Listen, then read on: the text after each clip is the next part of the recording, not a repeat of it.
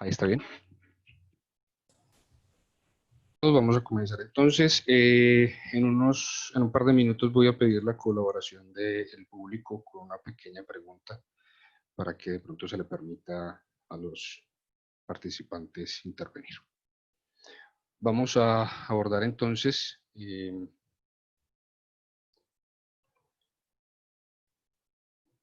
el, el síndrome de Schiff-Sherrington, pero particularmente el cómo la fisioterapia nos puede colaborar con relación a los traumatismos o a las lesiones medulares. Resido en la ciudad de Medellín. Se conoce como la ciudad de la eterna primavera. Tenemos una variabilidad de climas muy sabrosos. Y esto también gracias a que estamos dentro de un conjunto de montañas y a esta región se le conoce como el Valle de la Urra. Es una zona muy linda a la cual están todos invitados. Sería un placer tenerlos por acá. El objetivo entonces, como les decía, es abordar las lesiones medulares, particularmente el Schiff-Sherrington. Vamos a reconocer entonces la signología de las lesiones medulares. Vamos a abordar un caso clínico y, como les decía, el cómo la fisioterapia y la rehabilitación van a influir drásticamente en la evolución de estos pacientes. En la discusión veremos entonces cómo algunos componentes teóricos sustentan su uso y cómo podemos implementarlo en definitiva. Aquí está la pregunta entonces para los asistentes. Cuando hablamos de problemas a nivel de la médula espinal, ¿qué signos esperarían ver en los individuos? Esperaría unas 2 o 3 opiniones. Muchas gracias.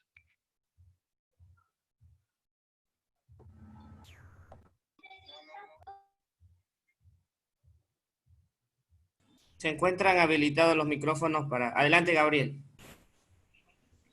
Muy buenas tardes. Un signo que podría ver, o bueno, como mi duda también es, quizá el movimiento de de los miembros posteriores quedaría medio retrasado, o sea, arrastrarían los pies, sería uno de los signos. ¿Uno de los signos en la lesión medular o en la lesión medular en general? Sí, ajá. Puede ser, esa es una de las opciones y a eso quiero que lleguemos en la discusión, porque la variabilidad de la sintomatología o de los signos que se pueden presentar son variados. Muchas gracias, Brian. ¿Alguna otra opinión? De pronto la ceguera, que el animal se queda ciego. La ceguera, de pronto la ceguera transitoria o amaurosis puede presentarse en unos casos de traumatismo o intoxicación, pero el signo ocular más común en la lesión medular suele ser la anisocoria, cuando se presentan traumas a nivel cervical o cervicotorácico. La parálisis ascendente por neospora. Parálisis ascendente, claro que se puede dar parálisis en este caso, por ejemplo, muscular. ¿Estamos de acuerdo? Bien, ese es entonces algunos de los signos o algunas de las presentaciones que podemos evidenciar con respecto a la lesión medular. Pero para poder identificar, ¿están viendo bien la pantalla? Todavía se ve la notificación aquí a la izquierda. Sí, y a la parte de arriba también. Ahí la quité. Ahí se ve mejor. Sí, falta a la parte de arriba hay otra. Pero esa sí no sé cómo quitarla. Me disculpan, pero no sé cómo quitarla.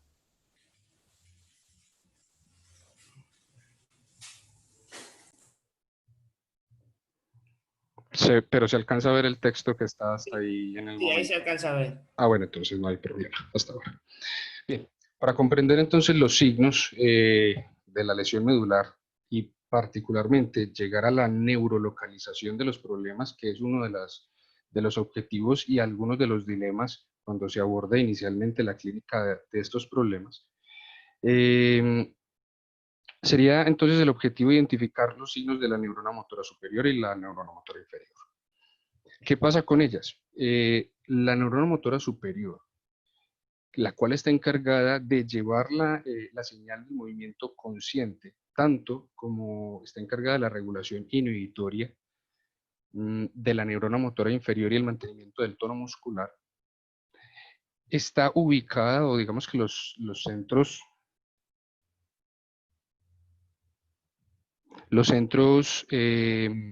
neuronales están en las partes más especializadas del control y desarrollo de la marcha, como lo sería la corteza cerebral, como lo sería el cerebelo o el sistema vestibular. Y esos axones van a descender por la médula espinal hasta llegar a las intumescencias cervicotorácica y lumbosacra, que es el punto en donde van a emerger la neurona motora inferior, la cual llevará en definitiva el impulso a la placa motora. Es importante entonces reconocer esta parte fisiológica, dado que si la lesión se da a nivel cervical, se da a nivel cervicotorácico o a nivel de los diferentes segmentos de la columna o segmentos vertebrales y medulares, tendremos una distribución de signos en particular y una manera entonces de poder localizar de manera óptima el punto de problema.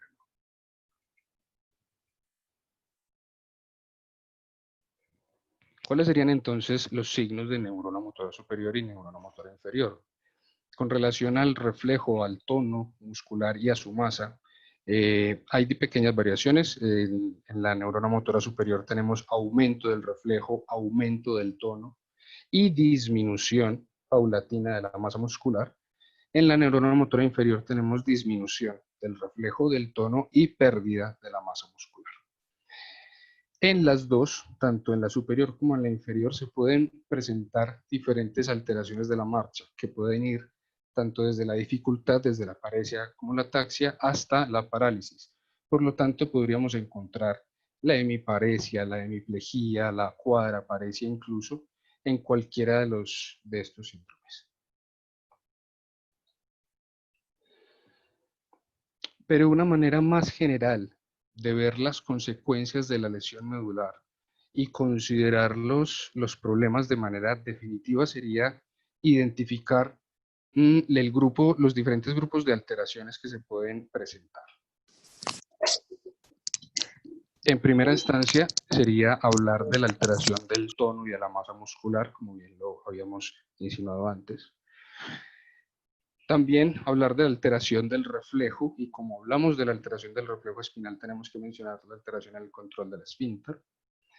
Tenemos que mencionar la alteración de la sensibilidad, puesto que el grado de dolor vale recalcar que es subjetivo su valoración. Puede ser o mucho, o poco, o leve, por lo tanto, se puede definir como alteración de la sensibilidad como tal. Y obviamente va a haber alteración de la marcha y relacionada a ella alteración de la propiocepción. Cuando hablamos de la alteración de la marcha, hablamos desde claudicación hasta, obviamente, la caída del tren o la plejía.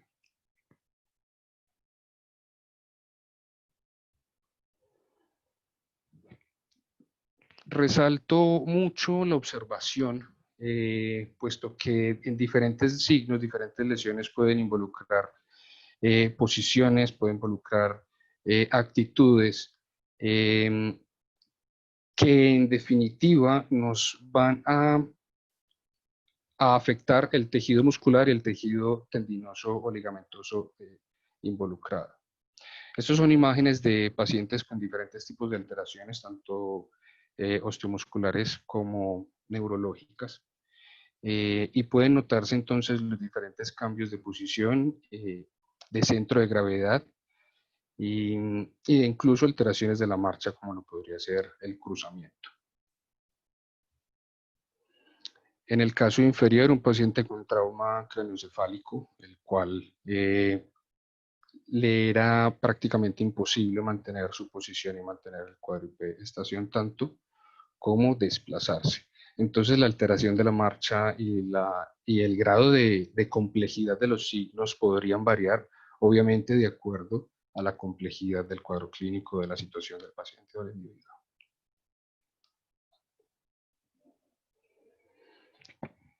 Cuando hablamos entonces de trauma medular, debemos considerar de forma general dos grandes aspectos. Uno, la lesión primaria, que es el efecto físico del trauma.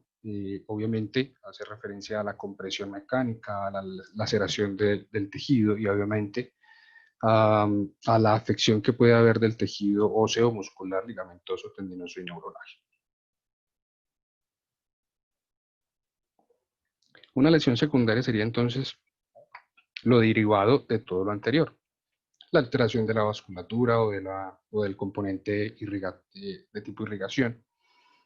La alteración iónica, particularmente las concentraciones de calcio, la alteración y la elevación en este caso de algunos neurotransmisores excitatorios, el estrés oxidativo progresivo y en algunos casos la lesión inmunológica secundaria.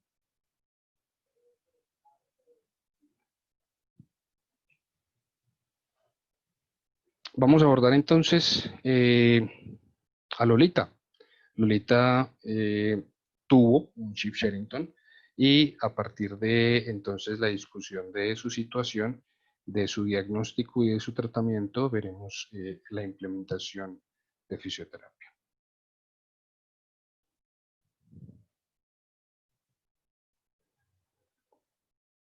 Para eso sería muy importante definir qué es el síndrome de Chip Sherrington. Este síndrome es causado por una alteración de tipo traumatológica en el segmento toracolumbar.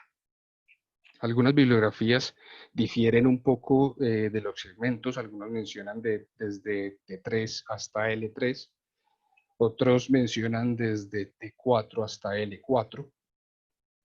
Muchos coinciden en que se presenta mayormente en el segmento más caudal, particularmente entre T11 a L3. ¿Qué es lo que pasa acá? Que aquí hay una estructura que se conoce como las células del borde, las cuales ejercen la misma acción inhibitoria, el mismo control inhibitorio sobre el tono muscular y sobre el movimiento para los miembros anteriores. Entonces, cuando se da el traumatismo a nivel toracolumbar, sería la única excepción de la regla a la presentación o la distribución de los signos de la neurona motora. En este caso, a pesar de que está posterior a la intumescencia cervicotorácica y anterior a la intumescencia lumbosacra, pues no presenta los signos de superior en la región caudal. A veces entonces esto invierte una complejidad para el abordaje clínico y una confusión en algunos casos para el médico inexperto, dado que se confunde con la presentación de los signos de neurona motora superior con un cuadro de lesión anterior, particularmente en el segmento cervical o cervicotorácico.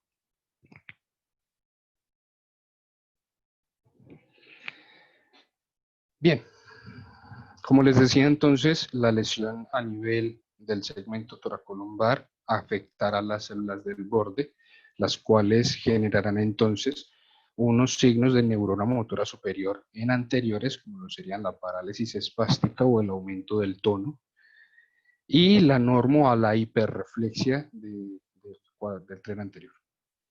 Para los miembros posteriores presentaría entonces parálisis flácida o hipotonía muscular que concurre con hiporreflexia. En muchos de los casos puede presentar cifosis, una tendencia cifótica de la columna, tanto como hiperextensión de cabeza y cuello, como lo pueden de pronto evidenciar un poco en las imágenes a la izquierda.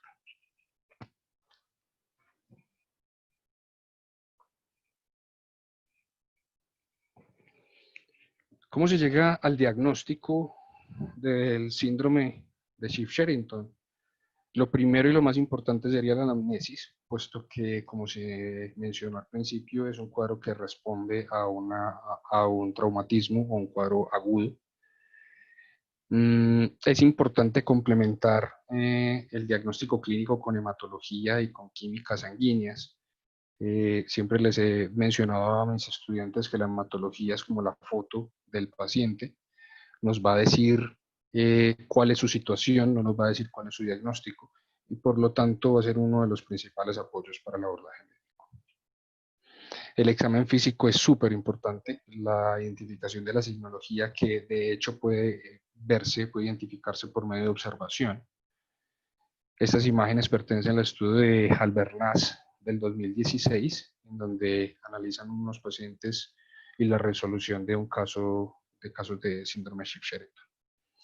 Como pueden evidenciar entonces, presenta una hipertonía, una parálisis espástica. Eventualmente hablar de tono muscular en una imagen puede ser difícil, pero se puede percibir como hay cierta rigidez del tren anterior y una hiperextensión de la cabeza y del cuello. Tan importante entonces es la identificación de los signos como de las posibles complicaciones del cuadro clínico.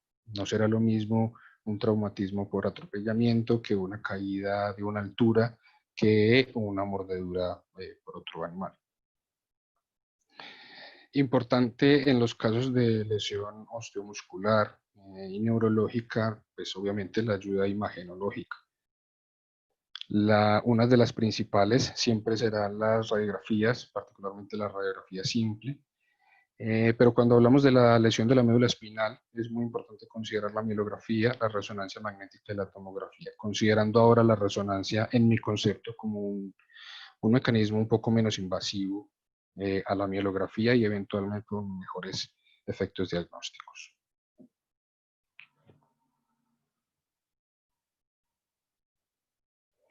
En el estudio que les mencionaba ahora entonces, se abordó el diagnóstico desde otras ayudas imagenológicas. Aquí podemos ver, por ejemplo, en la resonancia en un T2, cómo se ve la señal de la médula espinal un poco más intensa, un poco más radiointensa, signos compatibles con edema.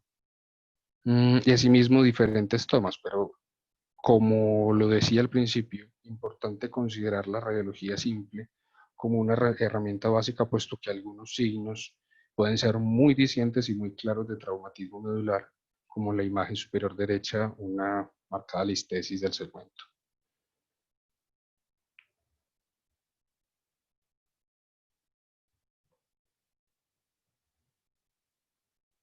¿Cómo abordamos entonces el tratamiento de una condición que parece ser tan compleja y que por el solo hecho de ser derivada de un traumatismo, pues ya infiere cierto grado de adversidad? Pues bien, comencemos a hablar de Lolita. Lolita es una paciente politraumatizada, la cual fue atacada por un pitbull.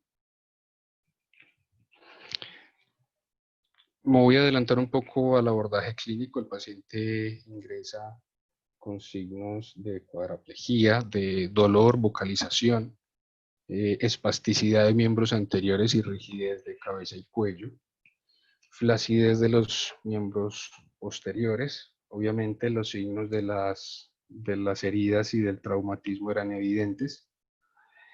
Y pues inmediatamente se procedió al abordaje médico y al abordaje diagnóstico.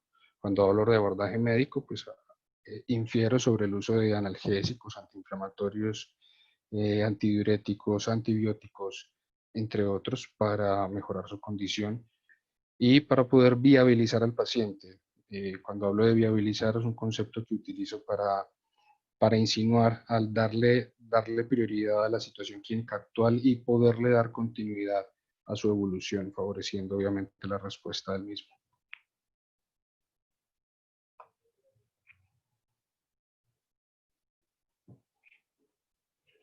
Como les decía entonces, tiene el dolor, tiene el trauma costal, de pronto se me pasó ahorita, tiene alteración propioceptiva y tiene enfisema secundario al traumatismo por mordedura. El plan terapéutico ya les mencioné el abordaje. El diagnóstico inicial fue por radiografía simple.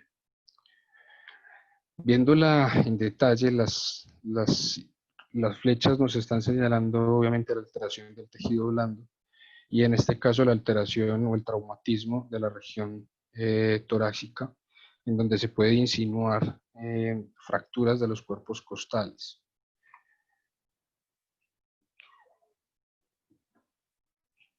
Visto en detalle. Y visto en la posición, en este caso dorso ventral, confirmamos entonces la presencia de traumatismos costales, pero llama la atención la disminución de los espacios intervertebrales, perdón, en la región torácica. Evidenciamos entonces el traumatismo de la paralla costal, el traumatismo de los tejidos blandos, que lo confirmamos en la vista tanto lateral como dorsal.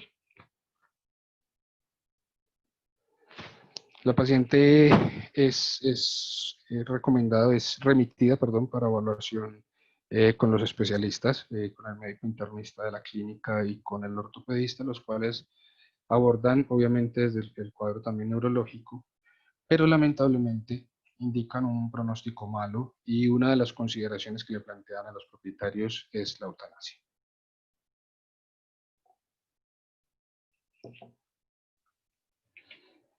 Y aquí hay una situación particular, puesto que esta paciente contaba con una suerte y es que el pitbull que la atacó tenía seguro.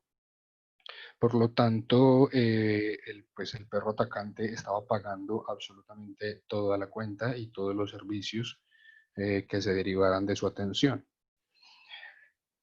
Así que el propietario plantea una pregunta muy razonable. ¿Qué opciones tiene Lolita para pues, ser atendida? Y en este caso, entonces, acuden a la interconsulta fisioterápica más o menos el día 12 posterior al trauma. Al día 12 ya es un paciente que ha evolucionado un poco, continúa con dolor, continúa con la plejía posterior. Los miembros posteriores permanecen con hipotonía, con hiporreflexia, con disminución de la sensibilidad, tanto como con pérdida de la propiocepción. Perdón. En los miembros anteriores se presenta un paciente con paresia ambulatoria, pero persiste el aumento del tono muscular, tanto como la norma a la hiperreflexia y la disminución de la propiocepción. Hay contracturas musculares en la región cervical, en la región cervicotorácica y relacionada a los miembros anteriores también. Continúan los signos entonces de inflamación y de enfisema.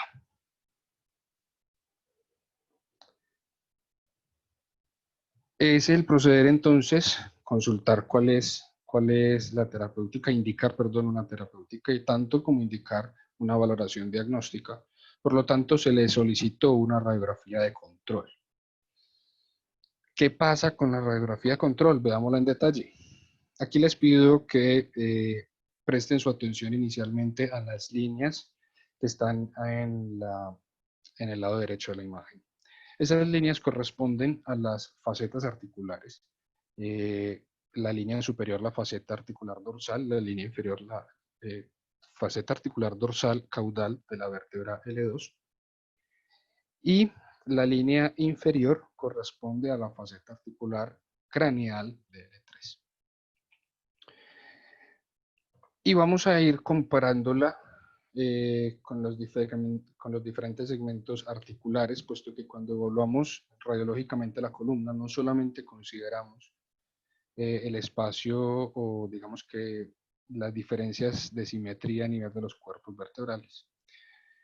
En este caso entonces vemos esas facetas articulares, las vamos comparando y evidenciamos que en el segmento L1, L2 hay una aparente listesis, hay un aparente desplazamiento de esas facetas articulares. Esto, en conjunto con la sintomatología o con los signos que presentó el paciente previamente, nos confirmarían entonces el diagnóstico de trabajo de Schiff-Sherrington.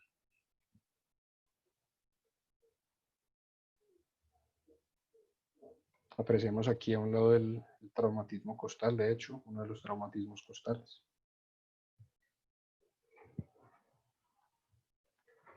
Bien.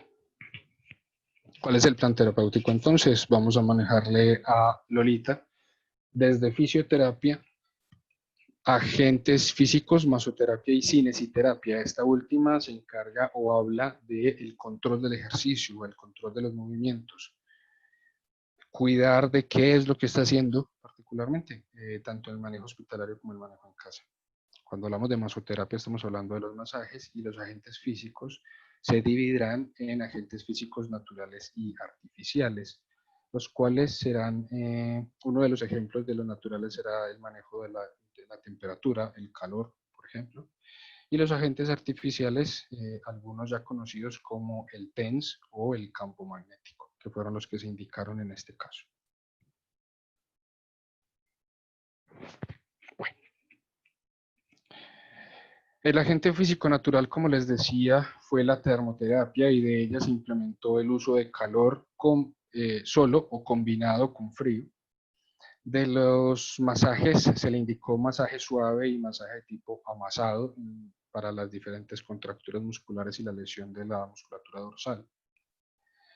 Para la cinesiterapia se indicó ejercicios de tipo pedaleo, ejercicios de apoyo, ejercicios en las falanges para tratar de estimular la recuperación de la propiocepción. Y ya les había mencionado el campo magnético y el TENS, que particularmente y sumado a las técnicas previas, por medio de la inducción electromagnética van a favorecer todos los efectos benéficos, entre ellos el mejoramiento del flujo, el mejoramiento de la conducción eléctrica, y por lo tanto la disminución de la contractura, los signos de inflamación, y eventualmente van a permitir mantener el tono y optimizar el proceso cicatrizal, tanto en el tejido blando como en el tejido óseo.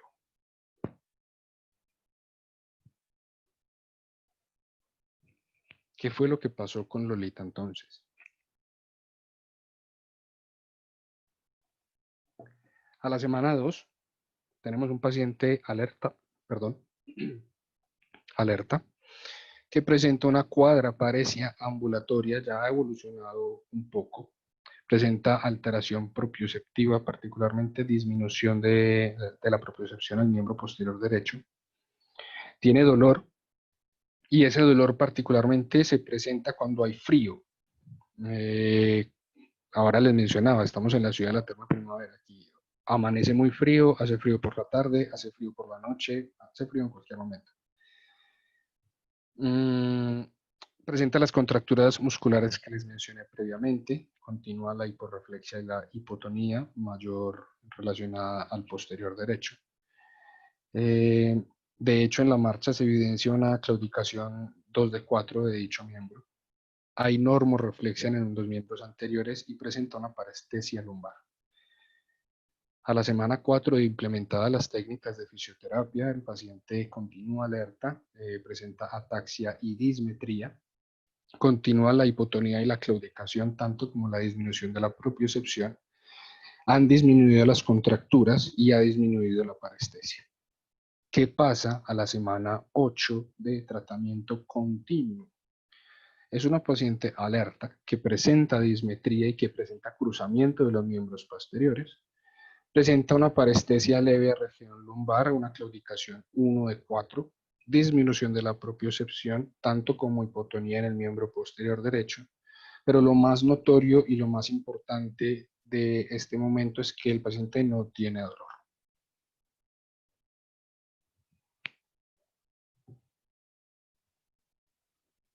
Por lo tanto, entonces pasamos de tener un paciente en unas condiciones un poco adversas, un poco preocupantes, y que visualmente se entiende en parte por qué se le indicó, y dada la historia, la eutanasia en su momento. Pasamos entonces a la semana 8 con un paciente así.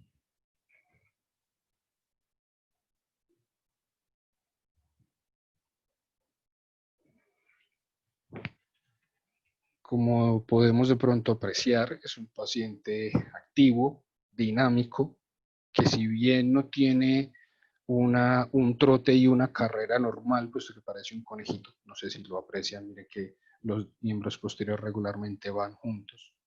Se alcanza a notar cierta dismetría en el paso, relacionando los miembros anteriores con los posteriores.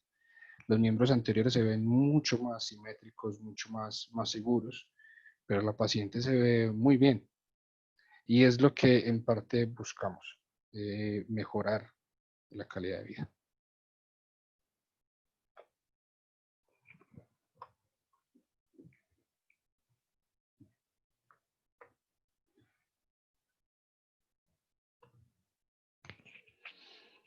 ¿Qué es la fisioterapia animal entonces y cómo hizo para ayudarle a Lolita a recuperar estas funciones?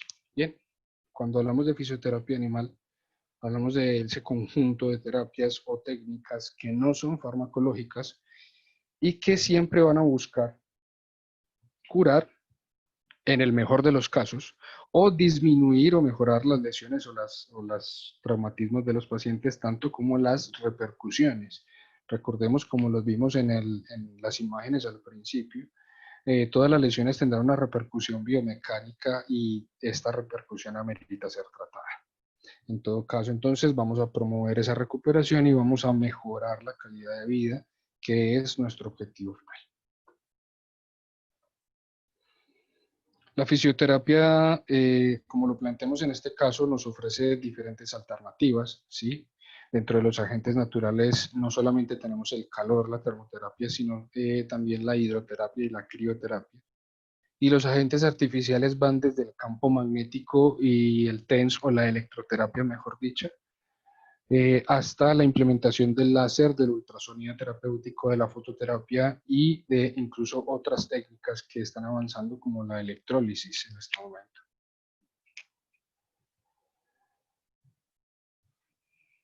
¿En qué casos está indicada la fisioterapia? Está indicada en enfermedad traumática o degenerativa, enfermedades tanto del esqueleto axial como del esqueleto pendicular, en todo el tipo de lesión muscular, ligamentosa o tendinosa, en la cicatrización de heridas y en algunos cuadros respiratorios. Pero lo que quiero resaltar es que la fisioterapia está indicada en todo cuadro doloroso.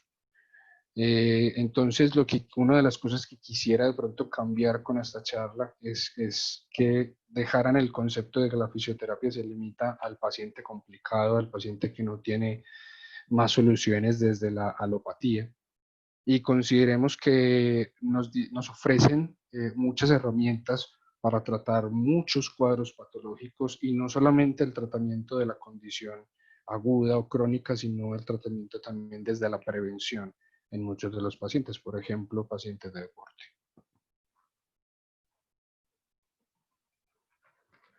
Veamos entonces cómo la fisioterapia o qué hacen mejor las técnicas para tener esos efectos terapéuticos. Cuando hablamos de masajes, hablamos entonces de estas diferentes técnicas que buscan mejorar, modificar los tejidos subyacentes y por ende modificar el estado general del paciente. Hay diferentes técnicas de masajes, pero todas en general tienen los mismos objetivos: favorecer la circulación, con esto producir una vasodilatación local y producir o favorecer la producción de calor. Reducir, por tanto, el edema, relajar la musculatura y permite en algunos casos eliminar adherencias del tejido cutáneo y subcutáneo.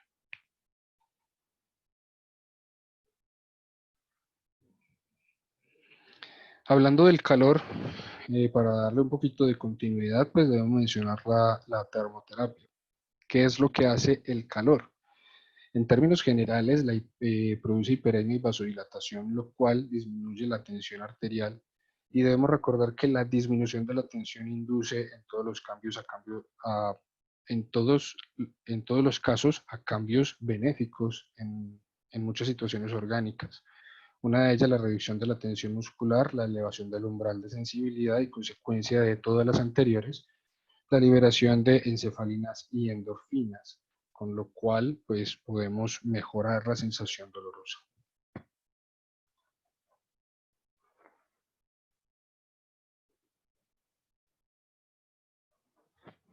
¿Qué hace la magnetoterapia? Los campos magnéticos tienen efectos biológicos que se pueden considerar o se pueden abordar, perdón, desde los efectos primarios hasta los efectos secundarios. Los efectos primarios hacen referencia a la magnetización de las moléculas, de las membranas o de los tejidos, lo cual favorece estabilizar las bombas de sodio, por ejemplo, y favorecer el paso transmembranal. Aumentar en algunos casos la velocidad de conducción celular y promover la activación de los sistemas redox. Como efectos secundarios, uno de los más relevantes es el efecto de piezoelectricidad, el cual hace referencia a la capacidad que tienen algunas moléculas de cambiar las tensiones energéticas. En este caso, la piezoelectricidad nos aporta una inducción eléctrica a los tejidos, nos sensibiliza moléculas y puede ser trófico estimulante, particularmente en el tejido óseo, en el cual favorece los procesos de osificación.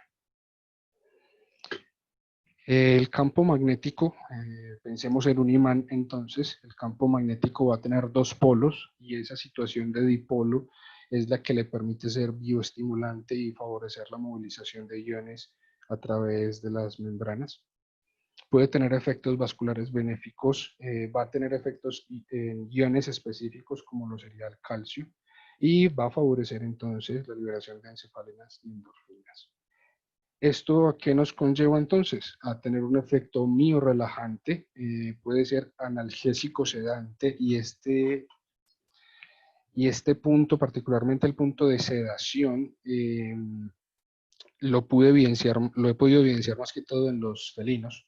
Ellos son mucho más susceptibles a las fuentes electromagnéticas y por lo tanto se relajan muchísimo más en el campo magnético.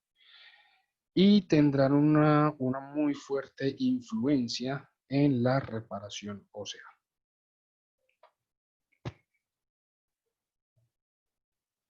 Cuando hablamos de TENS estamos involucrando un poco el término de electroterapia, pero el TENS es una técnica en particular que deriva de su sigla en inglés, electroestimulación nerviosa transcutánea.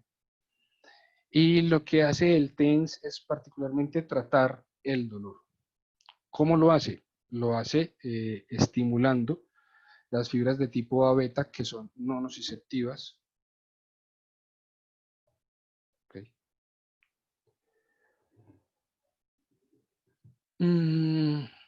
Y eso hace que la acción sobre la médula espinal y por lo tanto sobre la modulación de la señal dolorosa sea de disminución de la señal. ¿Qué va a generar entonces el TENS por medio de ese aumento, de esta estimulación de las fibras A beta y por en algunos casos bloqueo semiselectivo de las fibras A delta, quienes están encargadas de llevar la señal dolorosa? Pues en términos generales va a modificar la conducción nerviosa periférica, puesto que va a influenciar en la señal de estas fibras. El aumento de las fibras A beta puede favorecer la estimulación de neurotransmisores endógenos, de ellos particularmente tener un efecto morfino-mimético y por lo tanto reducir la tensión y la contractura muscular con la subsecuente disminución del dolor.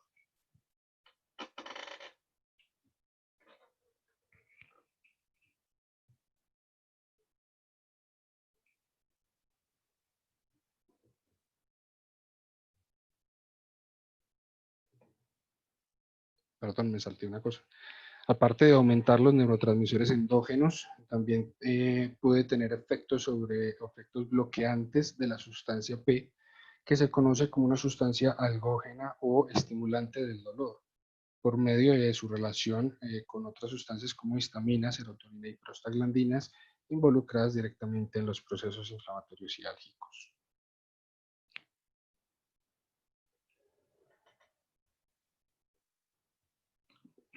Hablando un poco de la cinesiterapia, porque quisiera retomar un poco el concepto del ejercicio y el concepto del masaje, que si bien digamos que gran ayuda y gran influencia en esta parte del trabajo es del propietario.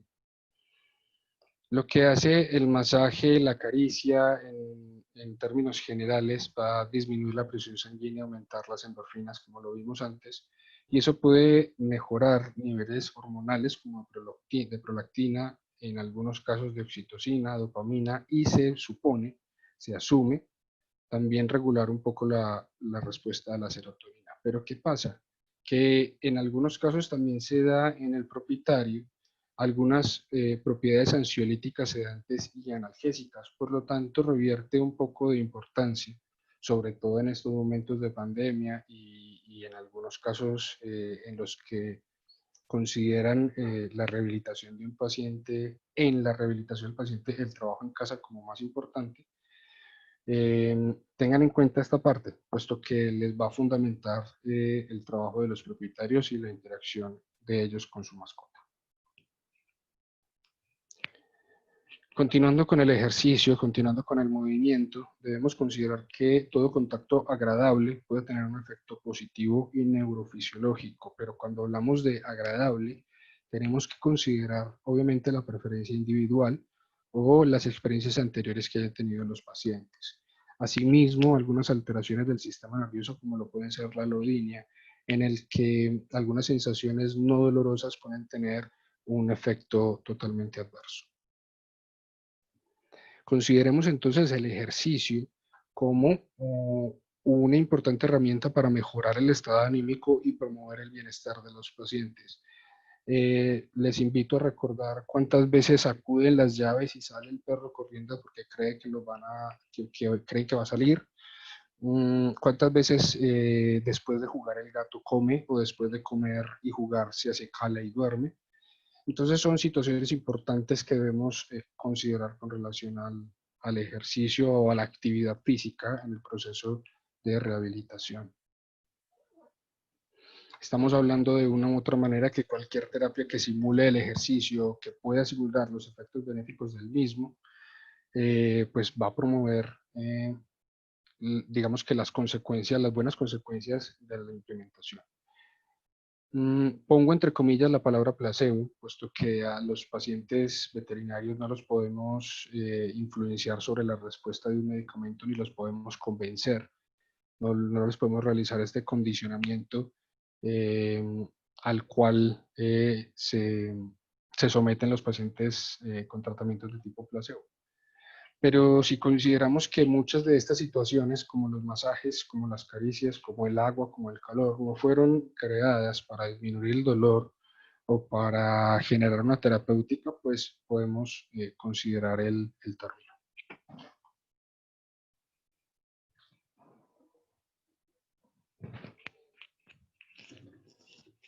Porque es importante considerar la fisioterapia. En la imagen que tienen a la izquierda, un paciente de raza Cocker joven, el cual es postquirúrgico de una hemilaminectomía toracolumbar, pero su consulta especializada, su consulta fisioterápica fue muy tardía. Pueden evidenciar entonces la marcada pérdida de masa muscular, la asimetría de los miembros, el cambio en el posicionamiento. De hecho, se percibe como el codo tiene una posición lateral, una posición vara, y se puede incidir en ciertas alteraciones de posición de la columna, como en este caso, por ejemplo, cifosis o incluso lordosis. Entonces, muy importante las funciones de todo el equipo, y cuando hablamos de todo el equipo, lo primero es considerar al individuo. ¿Y quién tiene que considerar al individuo? Quien lo atiende desde que le cambia el pañal, desde que le pone la inyección, desde que el analgésico, perdón, o le canaliza la vena, para iniciar esa atención básica y esa viabilización del paciente. Obviamente hasta el médico que indica los tratamientos iniciales, el proceso diagnóstico, el proceso de seguimiento, como el plan fisioterápico. Y todo esto en conjunto nos lleva obviamente a mejorar el concepto de rehabilitación y de readaptación de todos estos pacientes a su vida normal, lo cual nos conlleva obviamente a disminuir tasas de eutanasia de pronto que no son justificadas o tratamientos prolongados que no mejoran las condiciones clínicas de los individuos.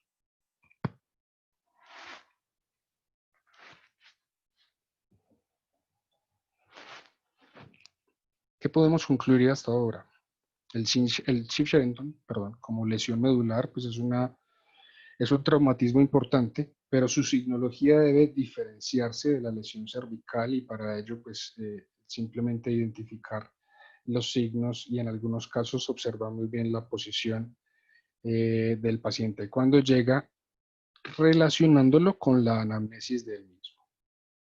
Recordar que el Schiff-Sherrington es un fenómeno anatómico que corresponde a la afección de las células del borde en el segmento toracolumbar y que por lo tanto no podríamos inferir sobre un pronóstico ni reservado ni malo derivado del posicionamiento o de la signología del mismo.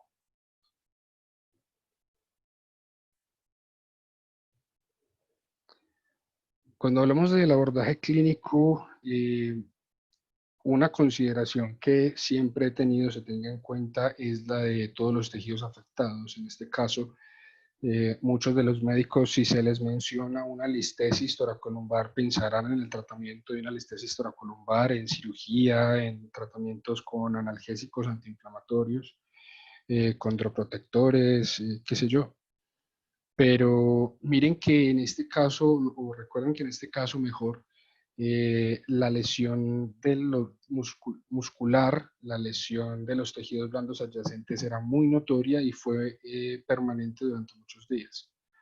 Son situaciones entonces que los invito a considerar siempre que aborden un traumatismo osteomuscular y o neurológico, muy importante, neurológico.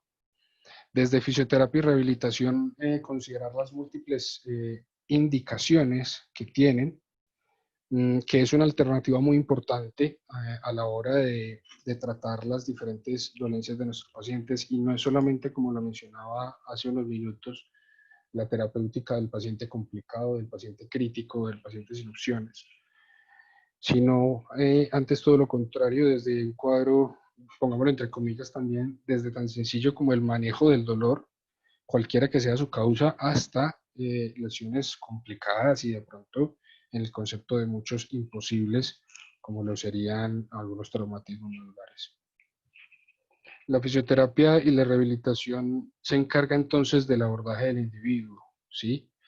Y aborda específicamente la situación del paciente. Por lo tanto, ese concepto de vamos a tratar los bulldog braquicéfalos, vamos a tratar las displasias de cadera en el labrador, vamos a tratar las semivértebras otra vez de los braquicéfalos, y cualquiera de esas condiciones en particular no tiene cabida. La invitación es a tratar el individuo por encima de cualquier cosa, dado que cada uno de ellos tendrá una presentación particular, un manejo en especial de unos propietarios, una casa, una situación de vida en especial que debe ser considerada como tal.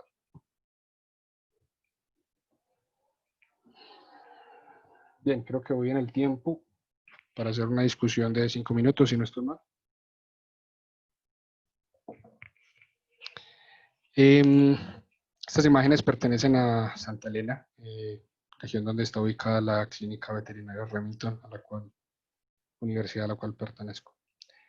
Les mencionaba el clima de la ciudad de la eterna primavera, pues aquí acabó de llover y pueden ver el sol que está haciendo.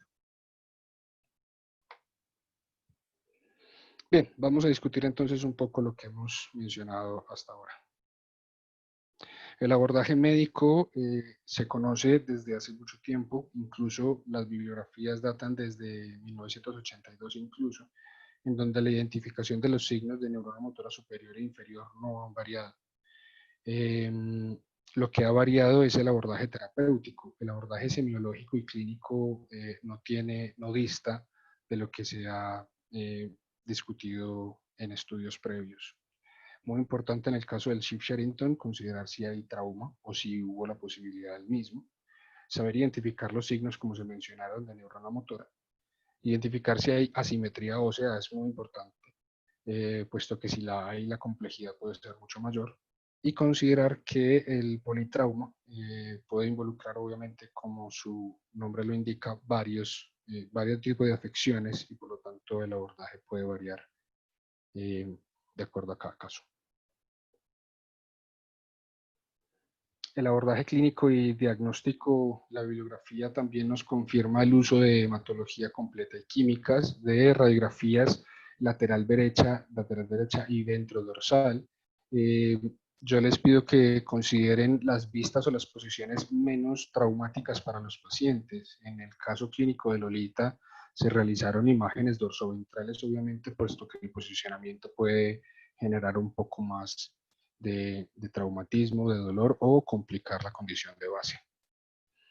Obviamente las primeras opciones son la resonancia magnética y el TAC. Lamentablemente aquí en la región de Medellín en este momento no contamos con TAC, próximamente lo habrá. Y la mielografía, como lo habíamos mencionado antes, es otra de las herramientas que podemos considerar. La invitación es a que no nos abordemos de lo más básico, en este caso el abordaje semiológico y el abordaje semiológico desde la especialidad puede ser necesaria, en este caso la neurología, y no omitir algunos detalles del diagnóstico radiológico que pueden ser en algunos casos muy sencillos de abordar, como lo sería la identificación de la asimetría de estructuras óseas.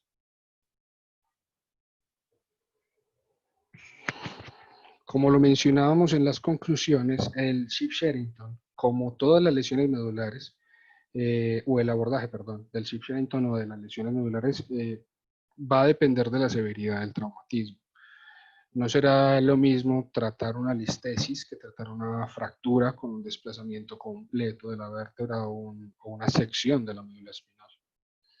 Pero la bibliografía concuerda en que ya queda a criterio del profesional el manejo de uso antiinflamatorios, ya sea esteroideos o no esteroideos, el uso de analgésicos y, como ya se ha mencionado en conferencias previas, el manejo polimodal del dolor es súper importante. Se recomienda el manejo de diuréticos, particularmente el manitol, puesto que puede tener un mayor efecto a nivel de la médula espinal. Dentro de la suplementación, la tiamina, nosotros tenemos una presentación que se conoce como Neurobion, que es muy usada actualmente en el medio. Y según el caso ya y la decisión de cada clínico, la implementación de otros, por ejemplo, antibióticos, para el caso de Lolita era necesario, relajantes musculares o algunos más complementarios.